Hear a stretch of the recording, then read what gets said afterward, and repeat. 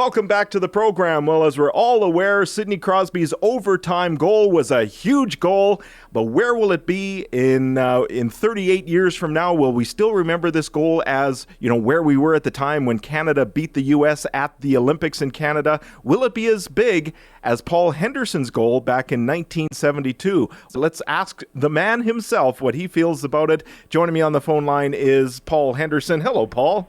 Well, my good man, how are you today? I'm doing well. So nice to talk with you. And you've told me many times, and you've written about this, and you've told a lot of people that you still get people coming up to you and telling you exactly where they were when you scored that big goal in 72. So I want to do a little twist here for you, Paul. I want to ask you, Paul Henderson, where were you when Sidney Crosby scored the big goal at the Olympics? Well, actually, I was out in Victoria.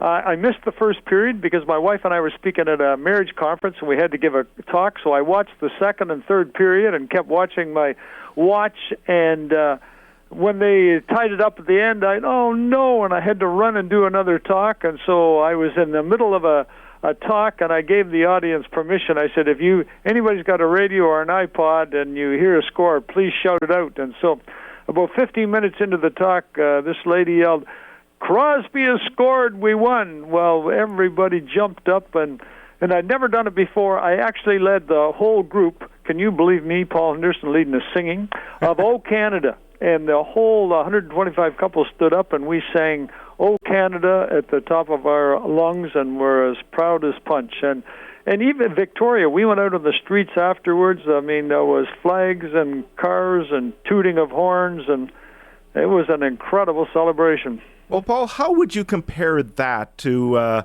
what happened in 72 when you scored the goal? There's obviously a comparison because it was a huge goal, but how would you compare, the magnitude of your goal versus the magnitude of Sidney Crosby's goal? Well, I think I was in Canada to enjoy this one. There was no pressure on me in this one.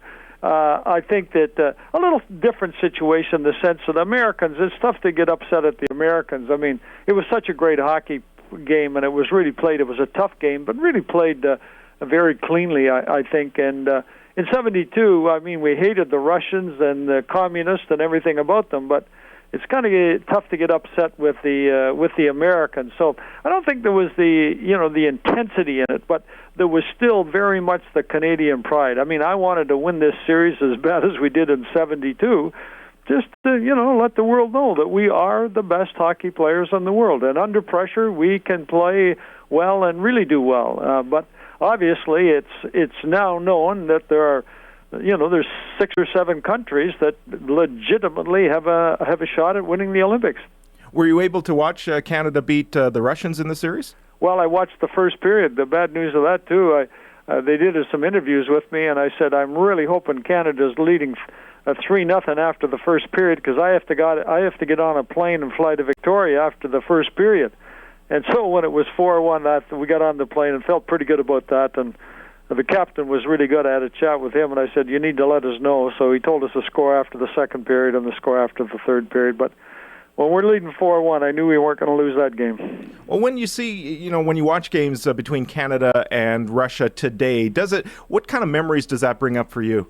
Well, obviously, you go back to 72. You think of the camaraderie we had. Think of being down, and then obviously we came back to win the last 3 games. But you're showcasing the best hockey players in the world. I was just I really thought the Russians would do a lot better than they did, and for some reason they just didn't get their act together and didn't come together as a team. And I think most of the people were really hoping for a Russia-Canada final, because you sort of get a little more fun. I think that I would probably get a little more pumped up about that versus United States. Yeah, it was still a great game. It's interesting how it was a great hockey game. You're not going to get a better hockey game than that this year, I don't think. Yeah, absolutely. And as we all know, Russia takes their sports very seriously, and now they're looking at firing all their Olympic officials because they didn't do as well and they're hosting the next Winter Olympics in 4 years. Well, I'm glad I'm not playing for Russia. I'll tell you what, to be a sportsman in Russia the next 4 years, you want to talk about heat. Siberia is a long way away, you know what I mean? Well, Paul, I was reading an interview in a newspaper, clips from an interview you did with some Eastern media regarding that Canada-Russia game during the Olympics, and it was revealed during that interview that you were battling cancer. Paul, there are millions of Canadians who are concerned about you and wondering if that is indeed true. Yes, it is true. I was diagnosed back in early November of last year, and they tell me I have lymphocytic lymphoma, chronic leukemia. The lymphoma is in my stomach, chest, in my lymph nodes, and obviously I have leukemia in my blood. It's sort of a bad news, good news deal. The bad news is there's no cure, but the good news is they don't treat it, and it's early stages. And right now it's indolent, and so we're in a wait and a monitor situation. In fact, I see my oncologist, hematologist on Thursday of this week, and so we'll probably do another CT scan and see if there's been any growth in the last 4 months. But right now, just trying to boost up my immune system because the train is coming and it'll have to be treated at some point. But the good news is I'm really been calm about this. You're very aware that I'm a very devout Christian, and my faith has allowed me to, I think, I'm actually surprised. I have no angst in my body whatsoever. I have no fear and completely at ease. I understand I'm going to die someday, and so I'm put my stake in the ground back in 1975 and decided to trust the Lord, and